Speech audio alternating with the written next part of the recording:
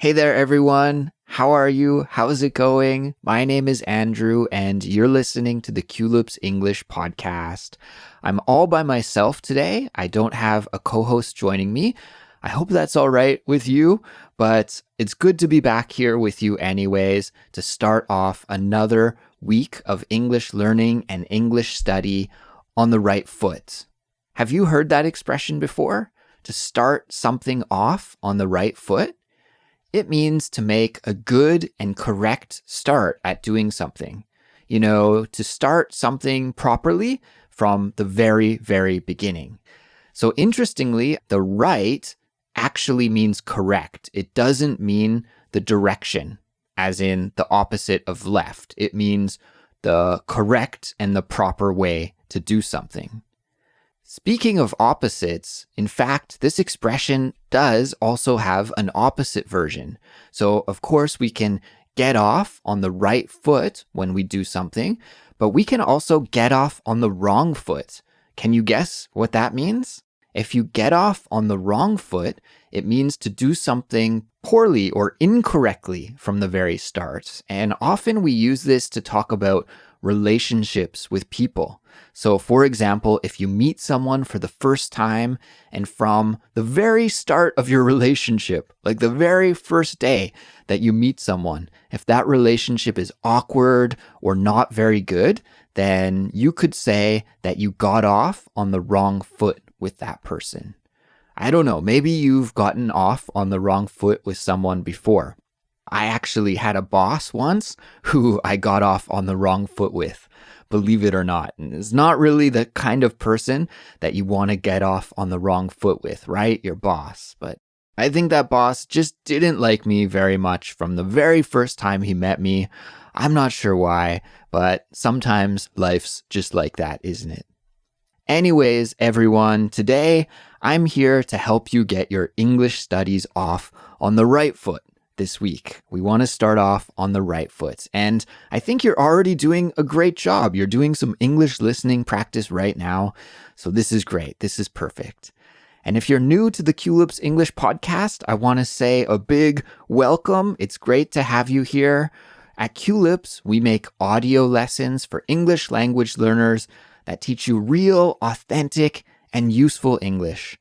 Now, everyone, the transcript for this short mini episode is 100% free for everyone. And you can just check out the link in the description or visit our website, culips.com, to access it. You could download it as a PDF file, or you can view it in your web browser, on your computer, or on your phone, or on your tablet, however you would like to access it.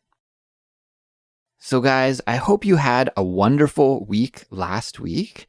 If you recall, in the last weekly update episode, I told you all that my wife was away for a trip on Jeju Island, which is a wonderful little island, a great place off the South Korean peninsula. Well, she got back on Wednesday last week, and I was so happy to have her back home.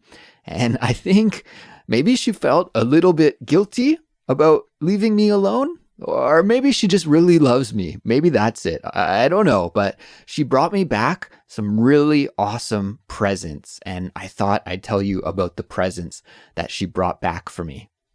The first thing that she brought me was a bag of peanuts. I know that doesn't sound too special, but hear me out, okay? Because there's this other very small island that is just off the coast of Jeju Island, and it's called U Island. Udo is the name that Korean people call it. It's just a really small island, maybe only a few kilometers in circumference, and as far as I know, it is made out of lava rock. So it's a volcanic island, and there are many farms on the island, and some of the local crops that are grown include garlic and sweet potatoes and peanuts. And man, I love all of those things. What a great combo to grow on the island. If you're an astute Culips listener, and astute, by the way, means someone who can notice very small details, pick up on small details very well or very quickly. If you're one of these people, if you're an astute Culips listener, then you'll know that peanuts are one of my favorite foods ever. I think I've mentioned that on the podcast before. I just love them. So when my wife brought me back this bag of peanuts from Udo, wow, I was so happy to see that, and I've been snacking on those all week.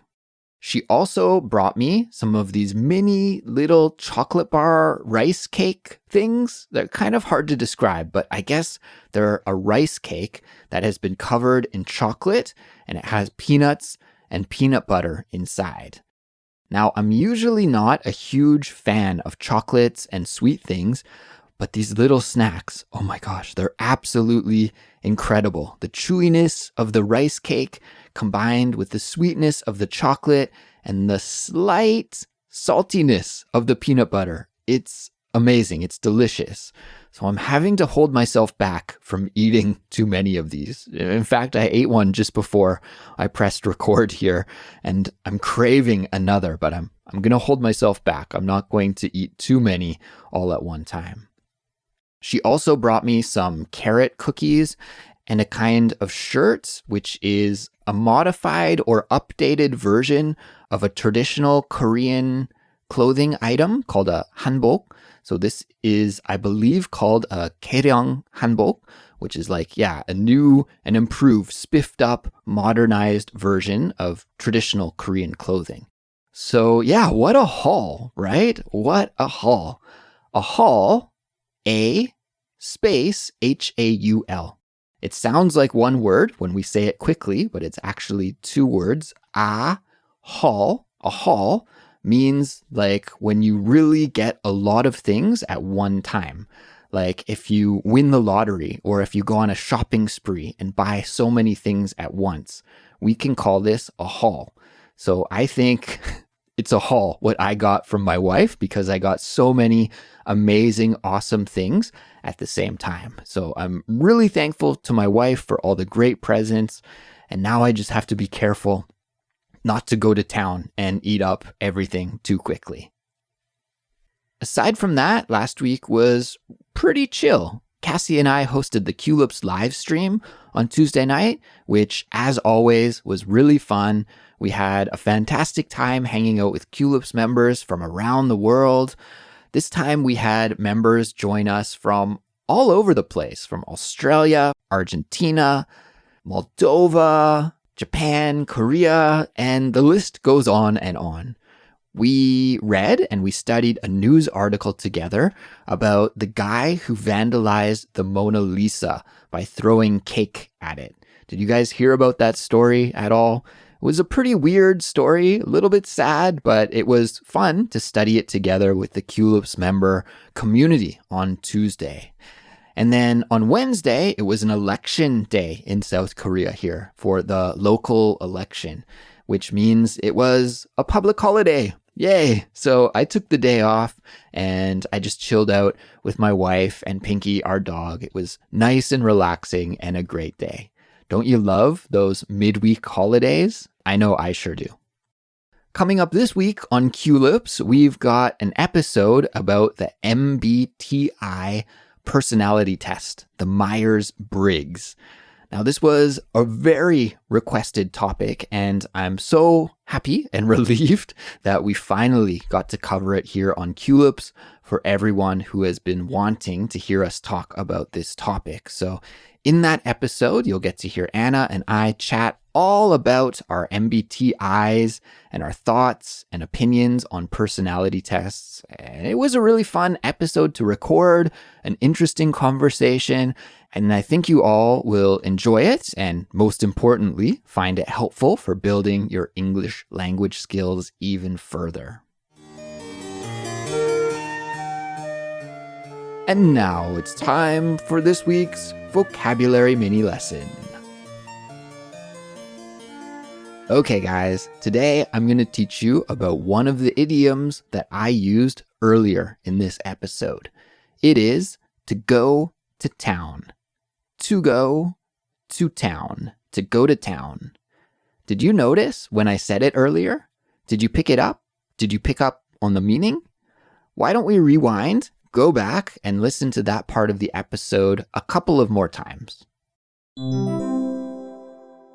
So I'm really thankful to my wife for all the great presents, and now I just have to be careful not to go to town and eat up everything too quickly. And now I just have to be careful not to go to town and eat up everything too quickly. Okay, so now that we've heard it a couple of more times, to go to town, can you guess the meaning now? Well, to go to town means to indulge in something or to do something without restraining yourself, with little restraint. So if you go to town, it means that you do something as much as you like without holding yourself back or stopping yourself. So then in that sentence that we listened to just a moment ago, I said that I had to be careful to not go to town and eat all the snacks that my wife gave me too quickly. So this means that I have to be careful, right? I have to restrain myself from eating all of the delicious snacks, even though they're very tempting and I want to eat them. If I went to town, it would mean that I just eat all the snacks right away. I would have a feast. I would pig out. I would eat them all very, very quickly. But of course, I don't want to do that. So I have to be careful to not go to town. I have to be careful to restrain myself. So now that we know the meaning, why don't we take a listen to some extra example sentences? I've got 3 example sentences prepared here for us. And let's start by listening to the first one. Example sentence number 1. I kinda went to town last weekend at the mall and bought 4 pairs of new shoes. I kinda went to town last weekend at the mall and bought 4 pairs of new shoes.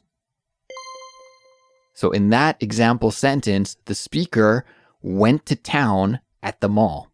And this means that he bought so many things at the shopping mall, okay? He didn't have a budget. He just spent as much money as he liked without restraining himself or controlling himself.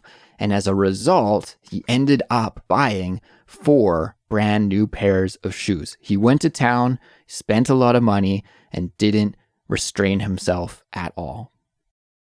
Example sentence number 2. My cousin bought a new car last month and totally went to town. The car is awesome and loaded with all the newest features and options. My cousin bought a new car last month and totally went to town. The car is awesome and is loaded with all the newest features and options.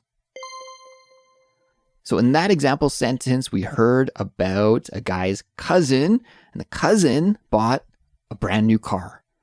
And that cousin totally went to town when buying the car. Okay, he got it loaded up with all of the features, functions, options, everything is included in that brand new car. So we can understand when that cousin went to town that means that he didn't hold back, didn't restrain himself at all when shopping for a new car. And guys, you'll notice often that we do use this expression to go to town when we're talking about spending money. Okay, so if we uncontrollably just spend lots of money without having a budget or without worrying about how much we spend, then we can use to go to town in this situation. It fits perfectly. Example sentence number 3. I went to town at the buffet earlier and now I really regret it. I went to town at the buffet earlier. Now I really regret it. In that example sentence, we hear about a speaker who regrets going to town at the buffet. Have you ever been in this situation? Maybe not, but even if you haven't, I think you can imagine the meaning, right? If you go to town at the buffet, it means you overeat, you eat too much food uncontrollably with no restraint at the buffet restaurant. And often when that happens, then you end up not feeling so good, right? Maybe you have a stomach ache or feel bloated or just don't feel very good at all. And maybe you have to lie down or take a walk or drink some tea. or something like that in order to feel better. All right, everyone, thank you for making it to the end of this weekly update episode. Congratulations on getting some English language practice in today. And that will be it. So I'm going to leave it here for now. But of course, I will be back soon with that MBTI Chatterbox episode that I mentioned a little bit earlier. So please stay tuned for that, and we'll talk to you then. Take care, have a great week, and goodbye.